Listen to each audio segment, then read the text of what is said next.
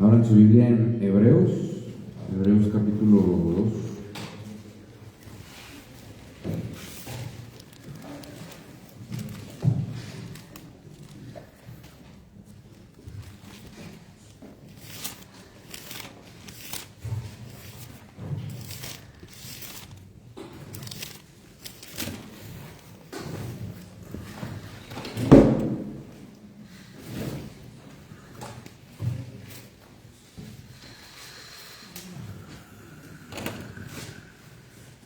Hebreos 2 dice así: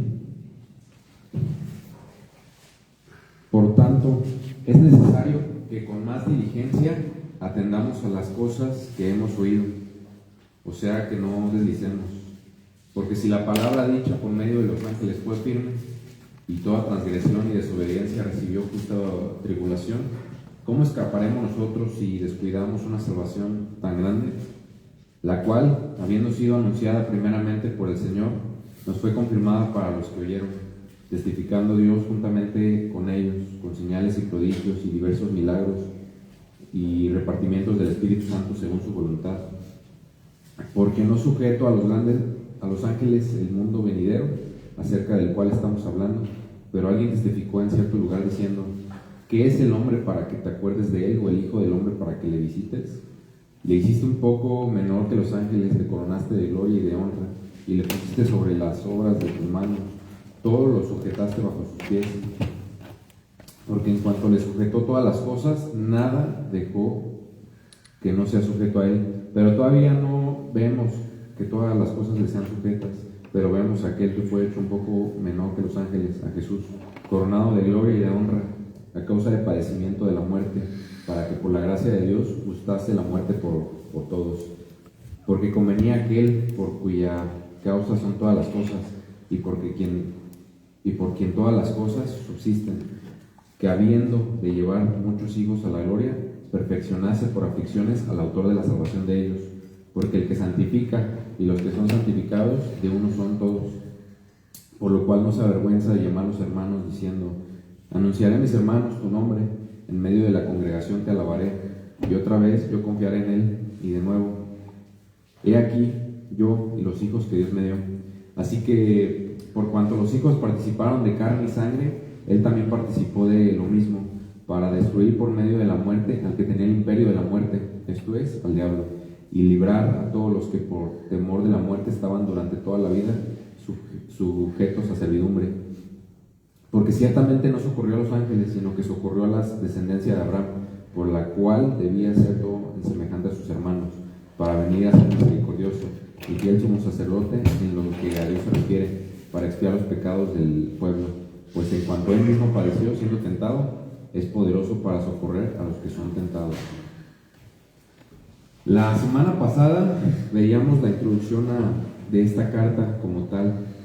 Como tal, se desconoce el autor directamente de la carta y el público exacto al que fue dirigido. A lo que sí es que muchos llegan a la conclusión de que el público de esta carta, a quienes eran dirigida esta carta, estaba situado en el corazón del Imperio Romano. Muchos dicen que exactamente en Roma. Esto terrenalmente era algo sumamente negativo, ya que en esos momentos de la historia, en ese momento de la historia está registrado que eran los momentos de más persecución a todo aquel que predicaba a Cristo.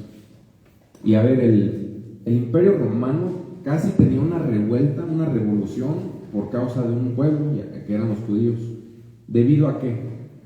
A que la palabra Cristo, este nombre, la palabra Cristo, ya era un motivo para ir en contra tuya, para ir a encarcelarte, para ir a apedrearte, quitándote tus bienes. De hecho, en esta misma carta nos enseña esto, e incluso para ir a matarte, por simplemente mencionar la palabra Cristo. Por eso, esta iglesia de Hebreos está en un momento muy tenso de su historia, en el que muchos se están alejando de la palabra, muchos se están apartando. Y por eso el propósito de esta iglesia el propósito de esta carta es mantener la fe en Cristo, ya que muchos estaban desilusionando, muchos estaban desmotivando, muchos estaban dejando de tener esperanza por predicar esto, por estar haciendo exactamente lo que ahorita nosotros estamos haciendo, por estar sentados ahí. Hace 2000 años, por ponerte el número, te pueden estar matando, te pueden estar persiguiendo, quitándote tu casa, tu carro, todo. La gente obviamente en ese momento se estaba desilusionando por este motivo.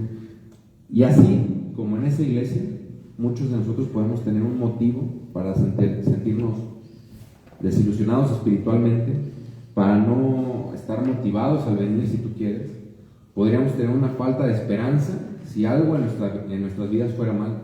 Esto podría ser así. Y yo estoy seguro que a muchos de ustedes les ha pasado algo así. Pero ¿qué creen? En este capítulo nos enseña algo. Vino Cristo a la tierra con un propósito: vencer y derrotar todo aquello que a ti y a mí sí nos ha vencido y que nos vence diario. A demostrar que sí se puede estar firme ante el pecado.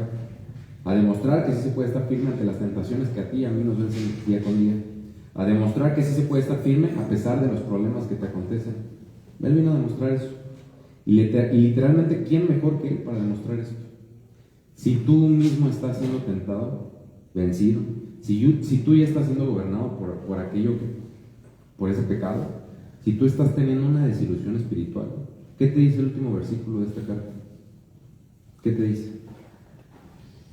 Pues en cuanto Él mismo padeció, siendo tentado, es poderoso para socorrer a los que son tentados. Cristo ya pasó por aquello que tú pasaste y que te venció el pecado, te venció ese momento, te venció ese problema, pero Él sí pudo vencerlo. Tú y yo no siempre vamos a poder. Por eso la mejor manera para vencer aquello que nos hace mal, y muchas veces no nos damos cuenta, es acudiendo a Él. En Mateo 4, del 1 al 11, ¿qué pasa en ese contexto? Mateo 4, del 1 al 11. ¿Qué pasa? Satanás directamente buscó tentar y hacer caer a Cristo. Cristo había sido llevado al desierto, y recuerden qué significa el desierto en la Biblia. El desierto es un lugar, es un momento que nos recuerda nuestra dependencia a Dios. Entonces, en el lugar, en el momento y situación que el hombre es más capaz de caer y cometer errores, Satanás trató de vencer la fuerza de voluntad de Cristo con el hambre y el ayuno. Trató de vencer el ego de Cristo, ofreciéndole poder, autoridad, algo que tú y yo probablemente sí seríamos vencidos sin ningún problema. Si hoy te ofrecen poder, dinero, contactos, autoridad, todo este tipo de cosas, pero ya no vengas los domingos por falta de tiempo, sin dudarlo lo tomarías o lo tomaríamos. Cristo venció eso, fue tentado, mas Él no cayó como tú y yo sí. Por esto mismo, ¿cuánto más es apto Cristo para ayudarnos a vencer las tentaciones, los problemas que nos pasan día con día, que nos pueden hacer alejarnos de este camino? Que tú puedas decir: me siento desilusionado con la iglesia, porque sí he escuchado eso, me siento desilusionado con la iglesia. ¿Es en serio? Cristo también lo sintió en Juan 2, 13 al 17, al ver su iglesia hecho un mercado. Que tú puedas decir que el mundo te está ofreciendo cosas mejores, es decir, está siendo tentado. Cristo también lo fue. Que tú puedas decir que estás pasando por un mal momento y que por eso ahorita no tienes tiempo para Dios, no tienes ánimos para Dios, no puedes servir o venir constantemente. Cristo en uno de sus peores momentos volteó su mirada arriba, en Mateo 26, 39. No tenemos pretexto, ninguno de nosotros tenemos pretexto. No podemos decir: no estoy en un buen momento, me alejo, me bajo, no es mi día, estoy cansado. No tenemos pretexto. Por eso el autor de esta carta, en esos momentos de angustia, les hace entender esto y también a ti y a mí. Este capítulo nos enseña que venimos aquí a esta iglesia por un propósito, por nuestra fe en Cristo, y que cualquier cosa que hayas pasado tú y yo, Él ya pasó por eso, y por esa razón Él mismo puede entender nuestro sentir, y en lugar de que nosotros nos acobardemos, huyamos y nos achiquemos, pedirle a Dios que nos fortalezca. Concluyo con las primeras palabras de este capítulo. Versículo 1, por favor.